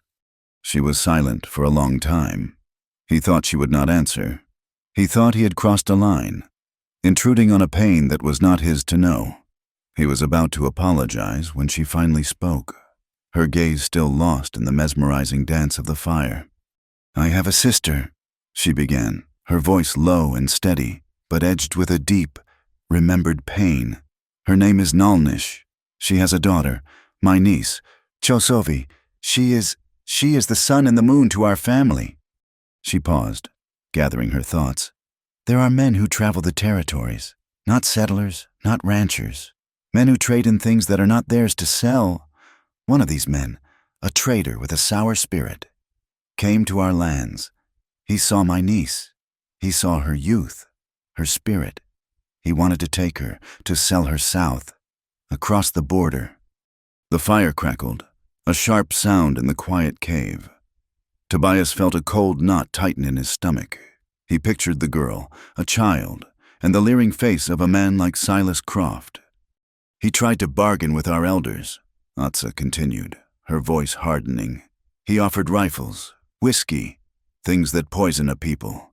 Our elders refused, but this man did not accept their answer. He tried to take her in the night." Her hands, resting on her knees, clenched into fists. "I was there. I was watching. I stopped him. I did not kill him," she said, her voice dropping to a chilling whisper. "I heard him. I made sure he would never again use his hands to steal a child from her mother." Tobias looked at her powerful hands, the same hands that had disabled 3 cowboys with such brutal precision. He had no doubt she had done exactly as she said. "He went back to the fort," she said, a bitter weariness creeping into her tone. "He told the soldiers that our people had attacked him without cause. He showed them his injuries. He told them we were savages, that we had broken the treaty. He demanded justice. He demanded payment." She finally lifted her gaze from the fire and looked at Tobias. Her eyes were dark pools of sorrow and remembered fury. "The soldiers came. Their captain was a hard man. He said blood had been spilled, and a price must be paid to keep the peace. The trader, he did not ask for horses or money. He asked for the one who had hurt him. He wanted me." The pieces clicked into place in Tobias's mind. The lottery, the promoter. It was a lie, a convenient story to cover a darker transaction. "My people," Atsa said, her voice thick with a pain that was almost too much to bear. "They argued. My family fought for me. But our elders, they are old. They have seen too much war, too much death. They wanted peace. They wanted to protect the children, the families. They made a choice, to sacrifice one to save the many." She had not been sold. She had been sacrificed, an offering to appease the anger of violent men, a treaty signed with the currency of her own body. The ceremonial cord around her wrists now made a terrible kind of sense. It was not the bond of a captive, but the mark of a tribute. A profound, aching sadness washed over Tobias. The injustice of it was a physical weight in his chest. This woman, who had done nothing but protect a child, who had stood up against evil, had been punished for her strength. She had been cast out by the very people she had fought to defend. "Atsa," he whispered, his voice cracking with an emotion he couldn't name. That is the strongest thing I have ever heard." He looked at her, at the immense dignity that radiated from her even as she told this story of betrayal. "You are the strongest person I have ever known." His words, simple and heartfelt, seemed to hang in the warm air of the cave. She looked at him, truly looked at him, and he saw the iron walls she kept around herself tremble for just an instant. He had not offered her pity. He had offered her respect. He had seen her not as a victim, but as a warrior who had paid an impossible price. A single tear traced a path through the dust on her cheek. She did not wipe it away. It was a jewel of grief, a testament to all she had lost. She held his gaze, her dark eyes searching his face, looking for the truth behind his words. She had been seen as property, as a burden, as a savage. He saw her as strong. The silence stretched, filled only by the whisper of the fire. Then, she asked the question that had been lying beneath all their shared steps, their shared silence, their shared violence. "Why?" she asked, her voice soft but intense. "Harlan, your home, your safety. You throw it all away. Why do you keep choosing me?" He didn't have to think. The answer was the truest thing he knew. It was the bedrock of the man he had been, and the foundation of the man he was becoming. He met her searching gaze without flinching. "Because you were the first person," he said, his own voice thick with a lifetime of quiet pain, "who ever looked at me and didn't see an invisible man." His words hung in the warm, fire-lit air of the cave, a confession as raw and profound as her own. "Because you were the first person who ever looked at me and didn't see an invisible man." He had laid the core of his loneliness at her feet, a broken, humble offering. Atsa looked at him, and for a long moment, the warrior, the survivor, the giant, all fell away. She saw only the truth of his pain, a pain that mirrored the shape of her own. Her solitude was a fortress built of betrayal and strength. His was a prison of silence and neglect. Yet here, in this ancient place of safety, they had found a common ground. The fire popped, sending a shower of sparks into the darkness, and the fragile moment of connection was sealed in a shared, understanding silence. Tobias felt a profound shift inside him. The shame that had been his constant companion for years was gone, burned away by the heat of his confession and the quiet acceptance in her eyes. He was still a poor man, a beaten man, but he was no longer invisible. He existed in her gaze. He had just started to feel the painful knot in his shoulders begin to loosen when a sound from the entrance of the cave made them both go rigid. It was the soft scrape of a moccasin on stone. Instantly, the warrior returned. Atsa was on her feet in a single, fluid motion, the firelight glinting off the pistol she now held in her hand. She moved to the side of the entrance, melting into the shadows, a lethal silhouette against the rock wall. Tobias's heart hammered against his bruised ribs. He scrambled to his feet, grabbing a heavy piece of firewood, his only weapon. He felt clumsy and useless, but a fierce, protective instinct he hadn't known he possessed surged through him. They would not be taken by surprise again. The sound came again, closer this time, followed by a low voice that spoke a single word in the Apache tongue. Tobias did not understand the word, but he saw the effect it had on Atsa. The tension in her body did not lessen, but it changed. The pistol did not waver, but her head tilted, a look of stunned disbelief flickering across her face. The voice spoke again, a soft, feminine tone, questioning and hesitant. Atsa replied, her own voice tight, a single, sharp word. A figure appeared in the narrow opening, silhouetted against the deep indigo of the night sky. It was a woman. She was smaller than Atsa, slighter of build, but she carried herself with the same proud bearing. She wore a simple buckskin dress, and her long, dark hair was woven with a few beads that caught the faint moonlight. She held her hands up, palms open, a gesture of peace. She stepped through the fissure and into the firelight, her eyes wide and dark, immediately found Atsa in the shadows.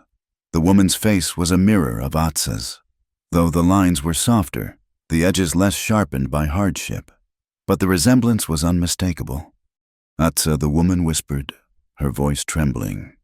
Slowly, Atsa lowered the pistol.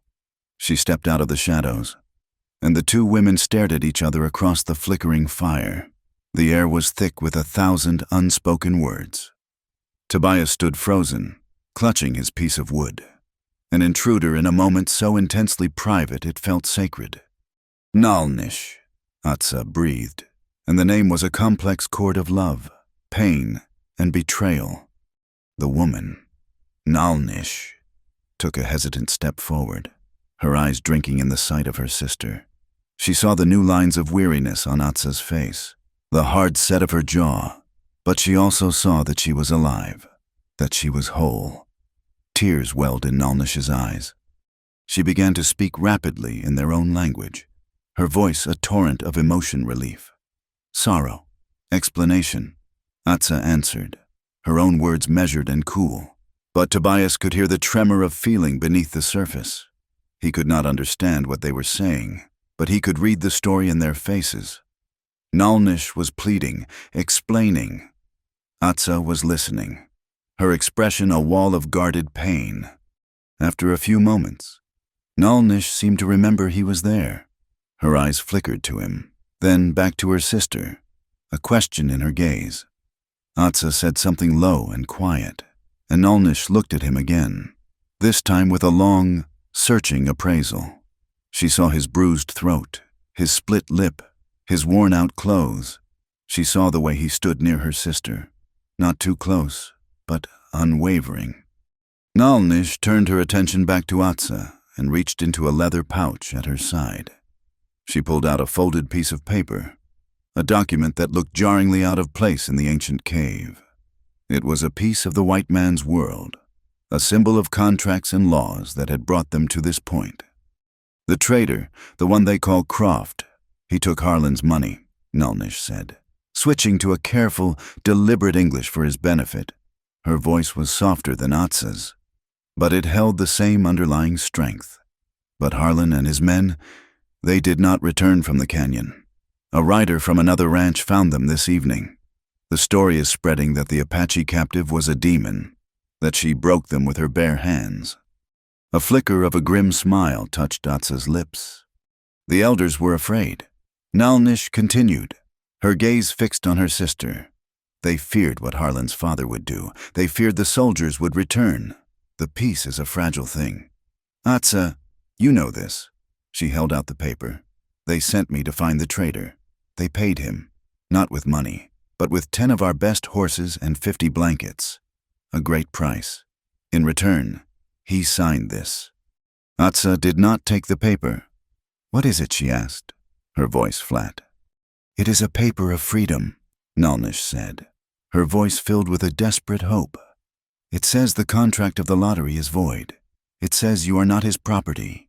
You are not Harlan's property. You are free. The debt is paid. Tobias's heart gave a great, painful lurch. Free. The word was a miracle. It was the end of the nightmare. Atsa could walk away from all of this, from Harlan, from the law, from the bounty that would surely be on their heads. A wave of relief so powerful it made him dizzy washed over him. He looked at Atsa, expecting to see this same relief on her face, but her expression remained hard, her eyes full of suspicion. She knew her people. She knew there was always a price. What must I do? Atsa asked, her voice cold. Nalnish's hopeful expression faltered. She looked from her sister's unyielding face to Tobias, standing silently by the fire. The silence in the cave deepened. The elders have agreed, Nalnish said, her voice dropping, each word heavy with reluctance. You may return. Your place in the family is waiting. Chozovi asks for you every day, but their decision is that the trouble began when the Outlander came. They believe your path must be separated from his. You can come home, my sister, if you leave him behind. The words fell into the silence of the cave like stones into a still pool. The choice was brutal in its simplicity. Her freedom, her family, her home, or him. Tobias felt the air leave his lungs. Of course, this was the price. He was the complication, the loose end that needed to be tied off. He looked at Atsa, at the impossible choice that had been laid before her. He saw the torment in her eyes as she looked at her sister, the tangible link to the life that had been stolen from her. He saw her glance at the cave entrance, at the path that led back to her people. He knew what he had to do. His own words came back to him, raw and aching. I'm tired of being alone. But to keep her with him now, to let her choose him over her own family, would be the most selfish act of his life. It would be trading her freedom for a cure to his own loneliness. He took a step forward, his movements stiff. Both women looked at him. He addressed his words to Atsa, his voice raspy but clear. She's your sister, Atsa, he said quietly. That's your home, your family. You should go. The words cost him everything. Each one was a nail sealing the door back on his solitary world. He was letting her go, releasing her from the burden of his choice, from the consequences of his $5 ticket. He was choosing to be invisible again. For her sake. Atsa stared at him, her dark eyes searching his face, trying to find a lie, a hint of manipulation. She found none. She saw only a painful, selfless sincerity. She saw a man who was willing to return to the emptiness he feared more than anything, just so that she could be free. She turned her gaze back to her sister. Nalnish watched her, her face etched with hope and anxiety. The paper of freedom was still in her outstretched hand. It was a tangible promise of an easier life, a life without running, without fighting, a life where she belonged. But what did it mean to belong? She had belonged to her tribe, and they had sacrificed her. She had belonged to a contract, and it had nearly gotten her killed. The freedom they offered was conditional, a return to a life where her fate was decided by others. Then she looked at Tobias, the small, quiet man who had stood in front of a gun for her, the man who had confessed his loneliness with a courage she had never seen in bigger, louder men, the man who was now, with a quiet and heartbreaking dignity, setting her free. What they had was not easy. It was hard. It was dangerous. It was a life of running, of hiding, of uncertainty. But it was real. It was a bond forged not by blood or by law, but by a shared look in a saloon, by a bloody battle in a canyon, by two lonely souls finding each other in the dark. Atsa took a deep breath. She looked at her sister, her eyes filled not with anger, but with a sad, profound certainty. I cannot go back, she said, her voice soft but unshakable. She took Nalnish's hand, the one holding the paper, and gently folded her sister's fingers back over it. Tell the elders I am grateful, but my freedom is not a thing that can be bought with horses or written on a piece of paper. She turned and took a step closer to Tobias, a deliberate, final movement. She stood beside him, a silent declaration. Nalnish watched, her face falling as she understood the finality of the choice. My sister, Nalnish whispered, her voice breaking. Why, this path is one of hardship, of death. Atsa looked at Tobias, a deep, unwavering connection passing between them. I do not choose easy, she said, her voice ringing with a strength that filled the ancient cave. I choose real. The finality in Atsa's voice settled in the cave, extinguishing the last flicker of hope in Nalnish's eyes. There was no argument to be made against a choice so absolute. Nalnish looked at the two of them standing together by the fire, her sister, a warrior forged in betrayal, and the quiet, bruised white man who had somehow earned her fierce loyalty.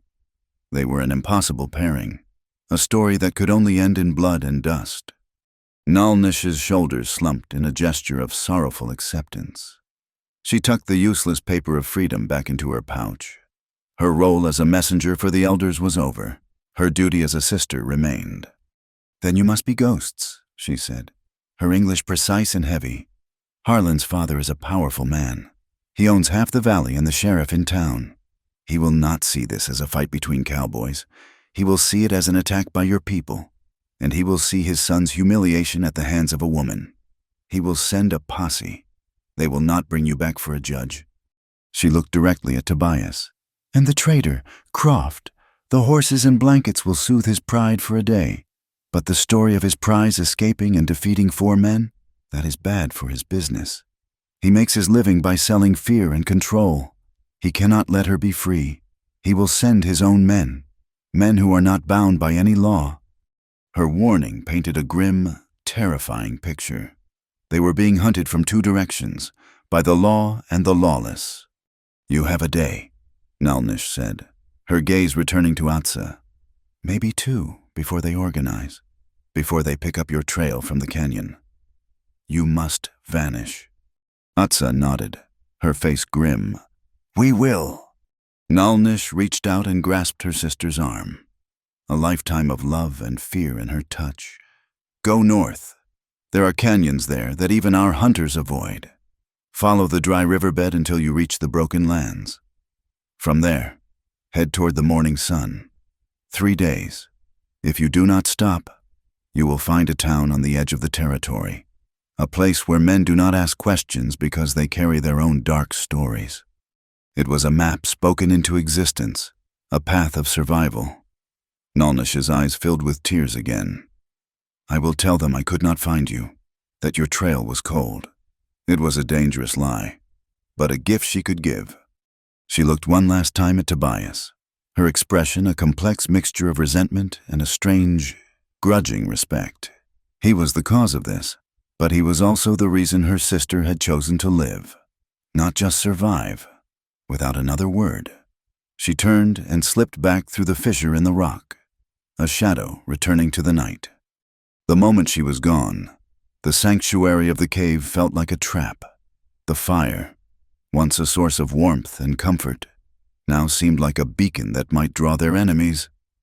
Atsa moved immediately, her grief packed away behind a wall of grim purpose.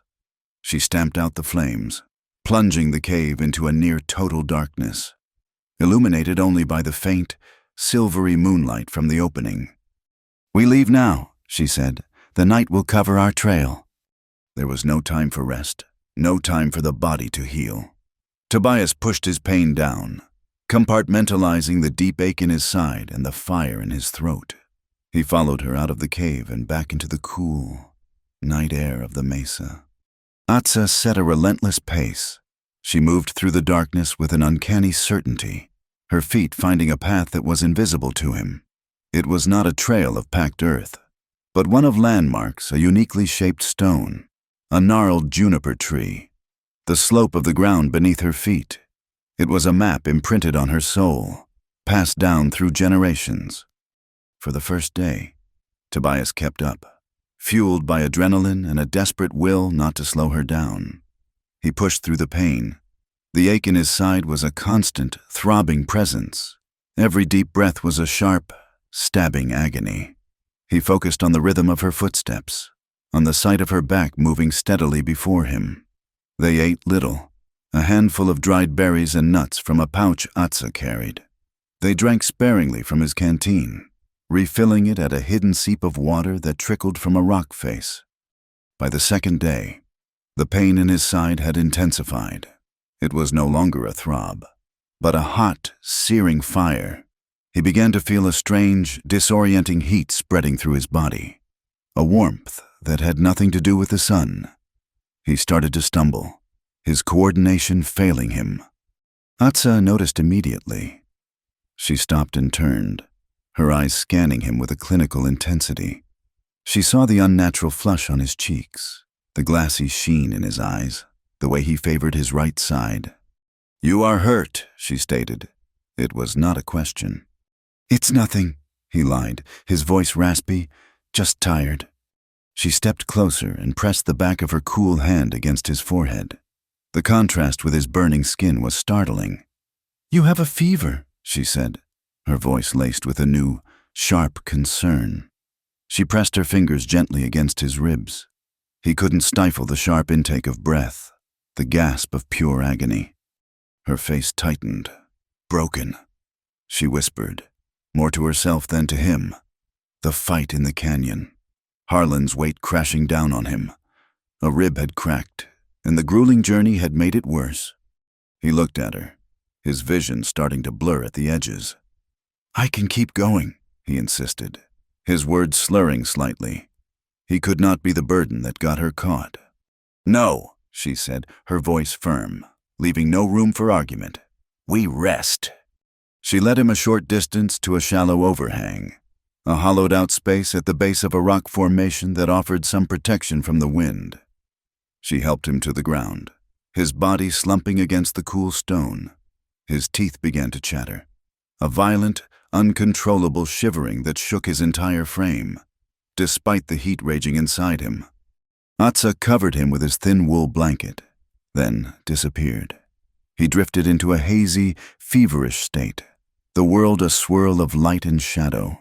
He felt a profound, terrifying helplessness. He was a liability, a dead weight. He had failed her. She returned as the sun began to set, her arms full. She had gathered wood for a small, smokeless fire, which she built with practiced speed in the shelter of the overhang. She had also found plants broad, waxy leaves and a tough, fibrous root. She crushed the leaves between two stones, mixing them with a little water from the canteen to create a dark, fragrant poultice. Gently, she opened his shirt. The skin over his ribs was a mass of angry, purple bruising.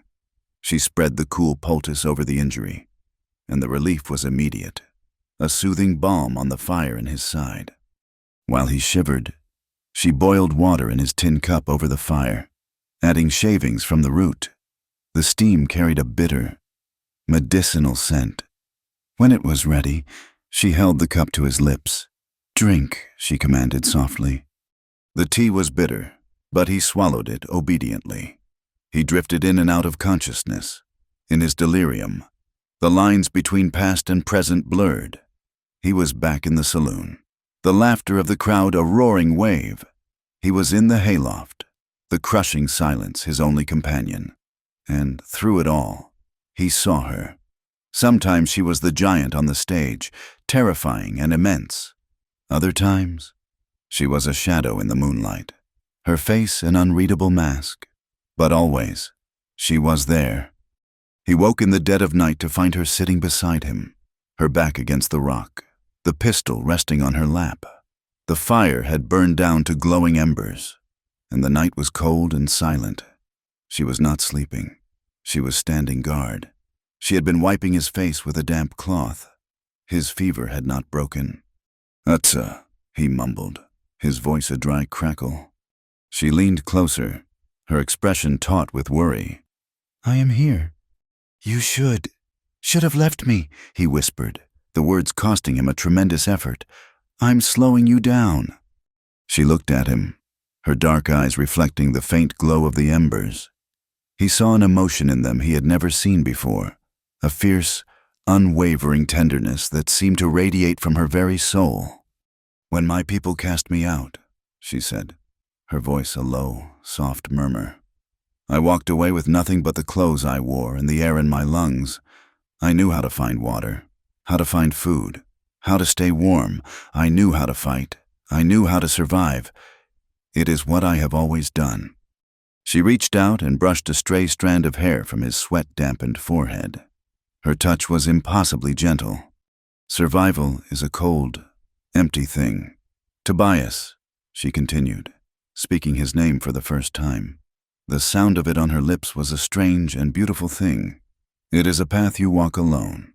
It has a rhythm, but it has no heart. It is a life without reason." He stared up at her, his fever-bright eyes locked on hers, the world narrowing to her face, to her voice. "You," she said, her voice thick with an emotion that was raw and true. "You stood for me when you were terrified. You chose me when you had nothing. You saw me when no one else would." A tear, like the one he had seen in the cave, traced a path down her cheek. "Without you, I am only survival," she whispered, her voice breaking. "But with you, I have a reason to live."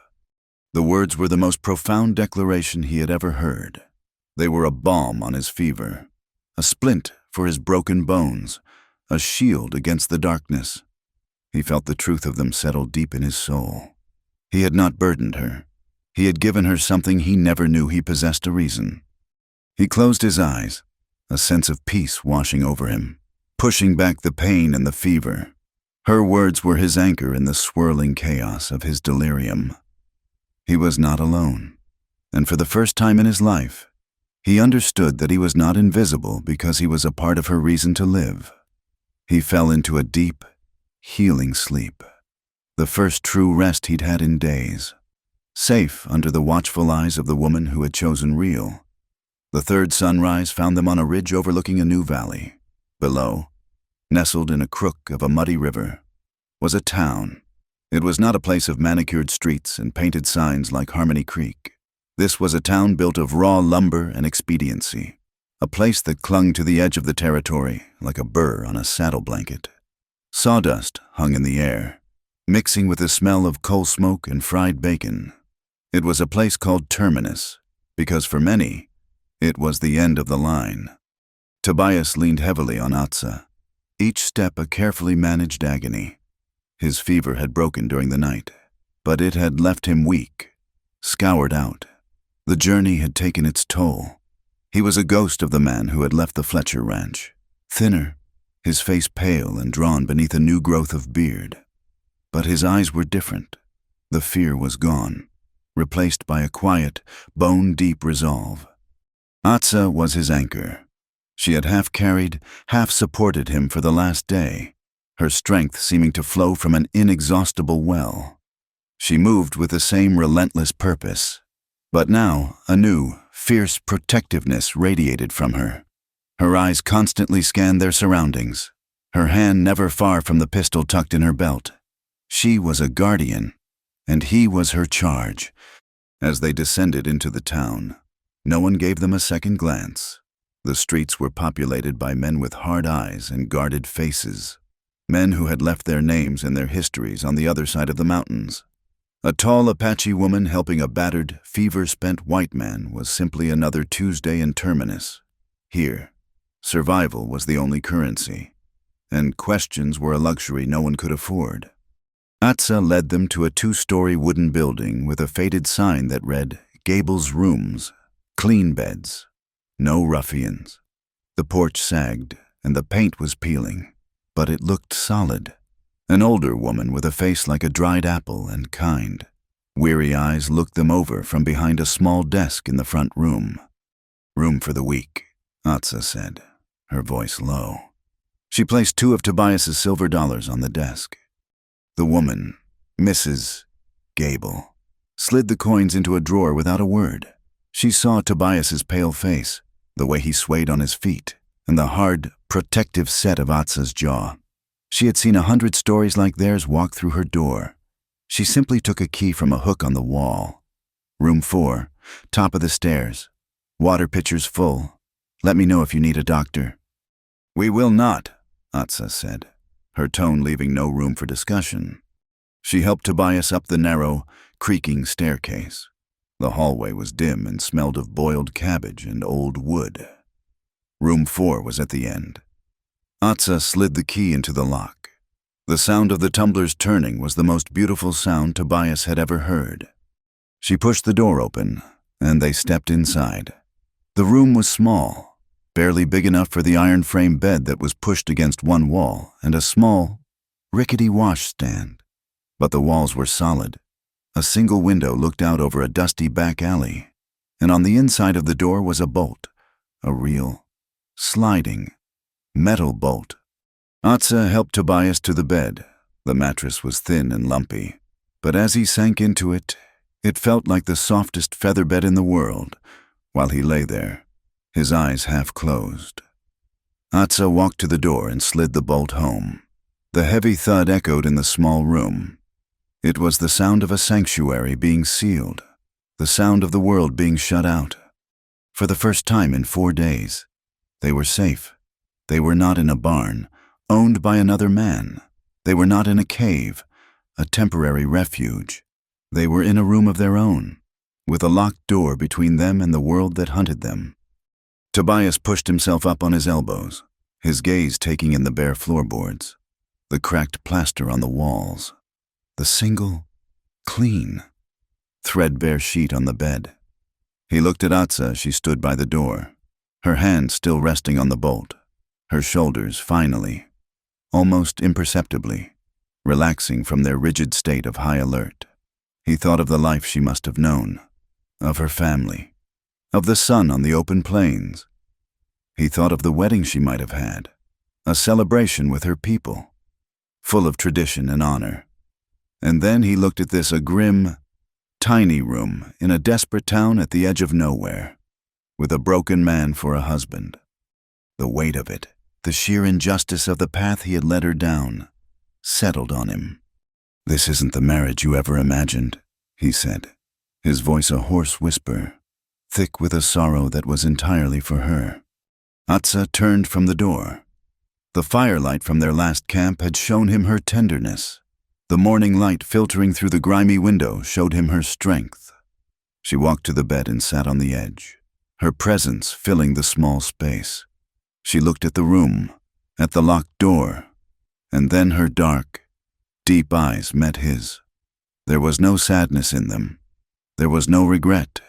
There was only a calm, profound certainty that seemed to radiate from her like warmth from a fire.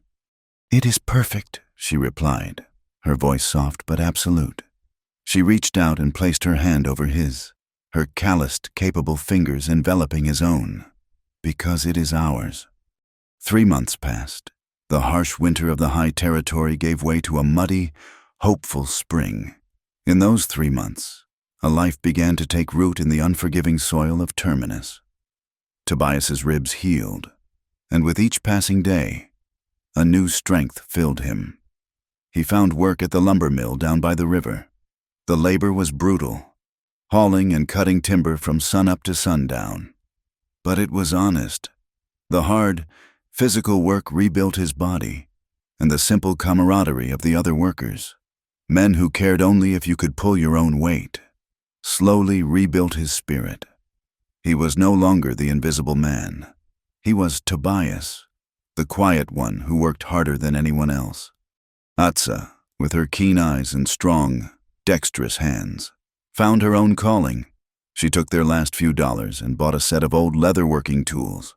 She set up a small bench in the alley behind the boarding house and began to repair saddles, harnesses, and boots. Her work was meticulous, her stitches stronger than the original. Word spread quickly through the town of the Apache woman whose repairs never failed. She earned a respect that had nothing to do with her size or her past, but everything to do with her skill. She was Atsa, the saddle mender. Their life was a quiet routine. They would rise before dawn, share a silent breakfast of bread and coffee in their small room, and walk to their respective jobs. In the evenings, they would meet and walk back. Tobias's shirt smelling of fresh-cut pine, her hands of leather and wax. They would eat their supper in their room, and in the quiet hours of the evening, he would watch, mesmerized, as she worked on a piece of leather by the light of a single lamp. They spoke little, but the silence was a language they both understood, a comfortable blanket woven from shared hardship and deep, abiding trust. One clear spring afternoon, they walked to the office of the town's Justice of the Peace, a tired man with ink stains on his fingers. There was no crowd, no ceremony, no white dress. There were just 2 witnesses pulled from the saloon next door. In the dusty, sunlit office, they signed their names on a piece of paper. The law, which had been their enemy, now formally recognized their union. But as the justice pronounced them man and wife, they looked at each other and knew the truth. Their real marriage hadn't begun with a signature. It had begun in the dust of a canyon, been forged in the delirium of a fever, and been consecrated by a choice made in a fire-lit cave. They did not need more, because they had found everything. One evening, a young man from the lumber mill, a friendly boy named Billy, saw Tobias watching Atsa as she finished a complicated repair on a bridle. He saw the quiet, profound admiration on Tobias's face. "I heard the story of how you two met, back in Harmony Creek," Billy said, a bit hesitantly. "Is it true about the $5 lottery?" Tobias turned, a slow smile touching his lips for the first time. It was a genuine smile, one that reached his eyes, crinkling the corners.